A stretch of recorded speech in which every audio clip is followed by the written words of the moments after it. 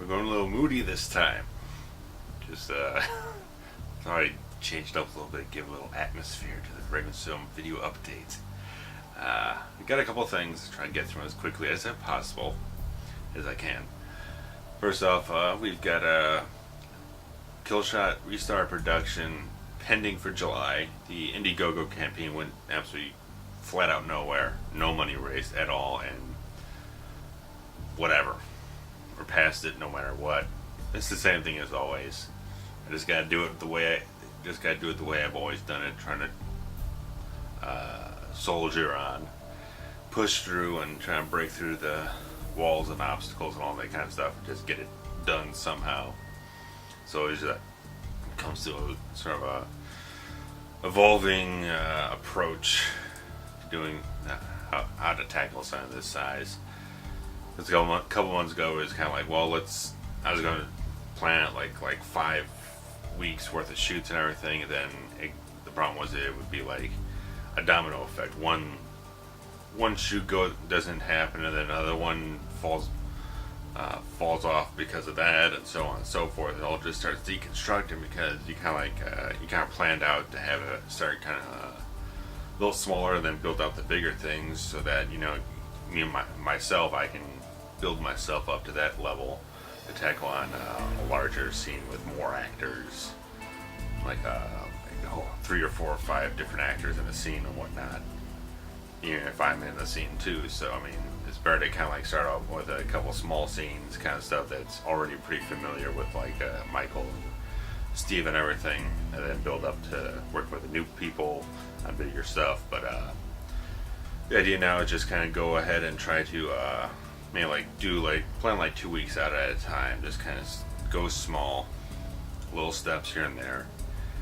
Just not try to create a situation where it's a cascading avalanche type of thing, you know. So just take a little bit at a time, see how it goes, and just plan things out more short term than long term. There was a new trailer released a couple weeks ago, coinciding with the Indiegogo campaign. The new trailer is officially a second teaser trailer. Features a lot of new footage that has not been released before, and focuses more in on the character relationships, how Lou and Maynard and Graham all kind of sort of interconnect, how their stories overlap and everything. So it gives a little bit more insight into who the characters are and how they kind of connect with one another, how their stories sync up in this web of deceit and shit.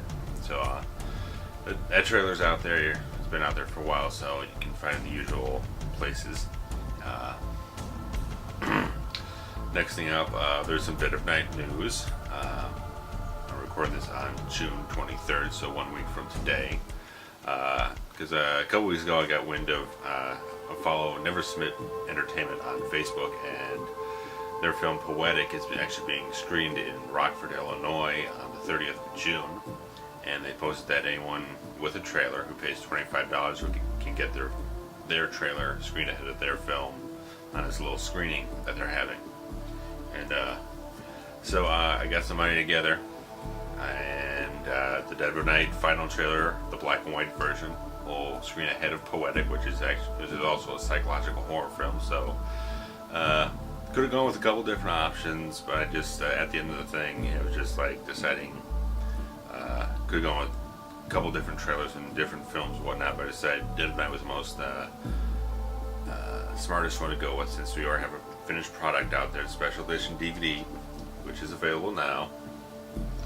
So I mean, that's out there now, so it's good to promote it in that fashion instead of promoting something that's still not quite there yet, even as the Fixer, which is probably going to be out in about a month and a half. And but Dead of Night, plus its like marketing, since the screening ahead of a sort of hot horror film, Dead of Night is also in a similar subgenre. So that made sense. So I was in contact with the director. We had some good rapport and everything over Facebook and everything. So that's locked in. It will screen ahead of Poetic on June 30th up in Rockford, Illinois. I'll post a link up here somewhere so you can check it out. And Still waiting for the Amazon Instant Video to come through. It's a long wait, I guess. It's a pain in the ass, actually. But because CreateSpace, they approved it to be submitted and everything, but apparently it takes up to another 60 days. It can take up to 60 days to process it through Amazon's end of things, so it might not show up till the end of July on there, so which is a kind of a down thing, because by then it's kind of like the main marketing push, which, well,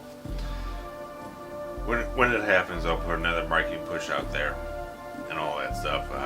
Nothing's really come of it yet. There's been no copies sold, so again, there's a discount code if you go through the CreateSpace e-store, get your $3 off, so you're getting it for $9.99 plus shipping, and that's a pretty good price. I mean, you got two different versions of you got black and white and color versions of the film itself, all 3 web series episodes, and the trailers, plus you have commentaries from me on the main film and all 3 webisodes, so it's pretty, I mean, that's pretty thorough in my book, and so I think that's getting the most for your money. The disc, in terms of data capacity, is packed to capacity, so everything I could get on there is on there. And so that's that with Dead of Night. Not really going anywhere with the new release and everything, but I'm still waiting on a couple things that come through about just a review here or there from a website. There's been a delay. I don't know what the delay is. I need to follow up on that. But I sent a copy of the film overseas into Europe for a review. So I'm hoping that he will get around to it. But I need to check up on that. That little cheat sheet down here, because I can't remember everything right now. So yeah, Dead of Night trailer ahead of Poetic next Saturday night. Next thing up is that special little surprise type of thing for the Fixer, since everything is really getting close to being absolutely positively completed. No bullshit this time. No false endings in sight. So talking to a couple musicians on the film's soundtrack who contributed music to the film, and just kind of really seemed like a plausibility to actually release an official soundtrack album. And I've gotten preliminary okays from everyone. I mean, I contacted everyone saying, "Hey, are you interested in this?" And all the musicians were. A couple days ago, I sent out, I finalized a written agreement, typed up an agreement, sent it out to them, but I have not received them yet, so I can't say anything official about who's definitely going to be on the album one or not. Probably next week I should have an official announcement on Facebook, Twitter, and official website about that, but at the moment I don't have any signed contracts for the licensing agreement for the soundtrack yet, but they're all very interested, and it's going to be a good arrangement with splitting revenue right down the middle. And if it happens, it's going to be 12 or 13 track album that will be mainly available digitally. There will be still trying to work out the economics of doing a CD release. It's just a little bit more complicated. Just because of if I go through CreateSpace, I'm getting like you're getting scraps really. I mean, they're taking the money that either them or Amazon takes. It leaves you with almost jack shit, especially if I'm splitting it up between 9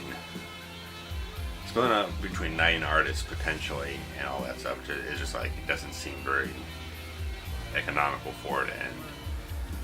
But anyway, I am interested in getting physical copies made in some fashion or another, but I just got to figure out the most economical way to go about it. But yeah, Ryan Kramer, today actually, that I'm recording this, he's in the studio working on the track. He invited me up. I'm a little not up for it today, going right around Chicagoland. I've already done enough of that today. But he's working on that, and he's got probably a couple weeks before he can get the drums laid out. He's gotten drum mics and everything, so he's going to be able to record live drumming from the drummer at PJ's My Cousin, which is Ryan's band that he fronts and everything. So and they're the ones, it's their song. They're officially credited on the song and everything. So That's gonna be great. Ian told him it doesn't matter. Short delay doesn't matter. It's better to do it right than fast. That's me. It's been waiting 5.5 years to get this thing out. A couple more weeks really doesn't. It is not gonna bug me at this point. If it means getting the song just the right way, just right. Because I mean, especially if he's gonna sign it onto the soundtrack, definitely want to have it to be their best representation of the band and everything. So, so Fixer soundtrack is in the works, but we don't have anything final official yet. So, nothing else really going on. I've got a couple web design projects going around. They're in the works again. Also, once more. I got a couple different ones going, and should have some income next month or so. I've gotten more hours at work. Things have turned around very well. I'm going to start getting bigger paychecks, and that's going to help very timely with restarting Killshot and everything, because I'm using the tape on run this time. It already has something else on it, and I'm just adding it on to the end of it. I haven't bought a new pack of tape since like May or something. I don't know when the hell last time I bought a new pack, because I just haven't had the cash for it. But so I'm gonna get some more income flowing my way, so that may frees me up to actually get things done and not worry about financial situation. It's like, oh god, shit's going downhill or whatnot. But anyway, so that's that. And I kind of usually there's a little bit more rambling from me or whatnot. But I'm trying to be concise this time. But I wanted to add in a little kind of a film recommendation type of thing. Just talk about a film I kind of sort of saw lately. I'll explain that in a minute. But in recent times, I've become a very kind of a rabid fan of Brad Jones, who some may know as the cinema snob, who does have a riff show and whatnot. I mean, he's got a lot of stuff online. Go to thecinemasnob.com and you can see all his brilliant comedic work. But he's also an independent filmmaker. He's been making a couple films making a film every couple of years for like the last 10 years or something. And I checked out one of his films lately. It's a very psychological thriller horror type of thing. Called Paranoia. There's two versions of the film. One's the original cut and everything. Then there's this writer's cut, because Brad stars and writes the film, but he didn't direct it. Paranoia, the writer's cut is what it's called. He put it on his site for free viewing. The original cut is available on DVD, and I plan to get that eventually. Just gotta wait for the money revenue thing to pick up. But I was watching it a couple weeks ago on his site, and I thought Paranoia was pretty impressive. It's something that really struck me in my creative heart and everything. I thought it was a very, very solid piece of work that Brad wrote. A very solid piece of writing from him, and I was very impressed by his acting skills. Because everything else he does on the site is very humor-based, very comedy and everything. And this film is he's very good in a very dramatic role. It's very kind of Twilight Zone-ish and everything, you know. It's got that kind of what's really real, what's really going on, psychological edge to it. Very kind of descent into surrealness a little bit. But regardless of that, I mean, because his writer's cut changes a couple things from the original version, and it's more, why it's called the writer's cut is because it's more, it adheres more to his original script, and it's also in black and white, which very much, the original version is color, but he wrote it, envisioned it as a black and white film, so I can relate to it with Dead of Night. And so I was watching it, and I was very impressed by the film. So a 90-minute feature-length film. Unfortunately, there's a problem on the video hosting site that he uses, and the film kind of stalls out like the 74-minute mark of a 90-minute film, so I've not seen the actual ending of the movie. And I've tried contacting Brad through various Twitter, Facebook stuff, but I haven't heard anything from him, and the problem's not been fixed. I think it's like going on 2 weeks. It's over 2 weeks now that's been like that, and so I don't know. I really like to see his version, because I hear that what I read about his version, his cut of the film, is that it takes a lot of the foreshadowing of the ending. So I'd like to kind of like see his version and see how it all flows there, because I'm really uncertain of how it ends. It's I think the film he made is very compelling, very enveloping. Is what I'm looking for.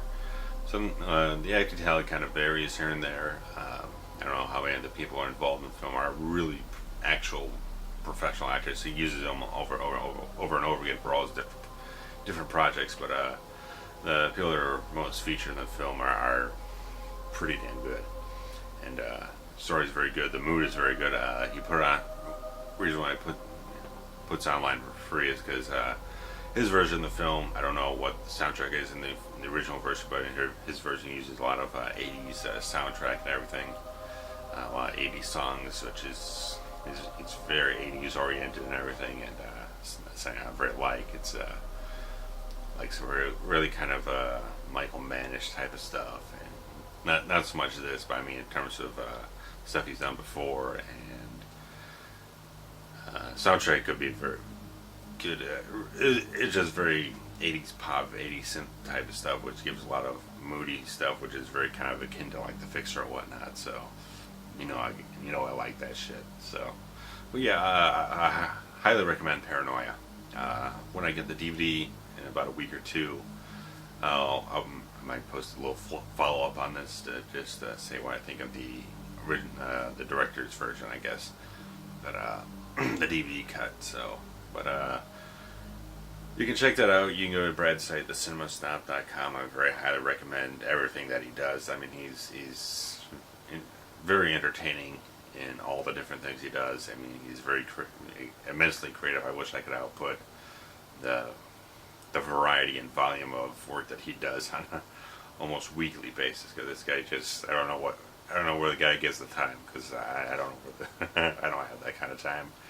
But it's always one of my things, trying to push myself to put out more content, more finished product, and it doesn't always seem to make it happen. But things are coming along, just work on the things that are going right now, and as always, and try and get them done as best I can.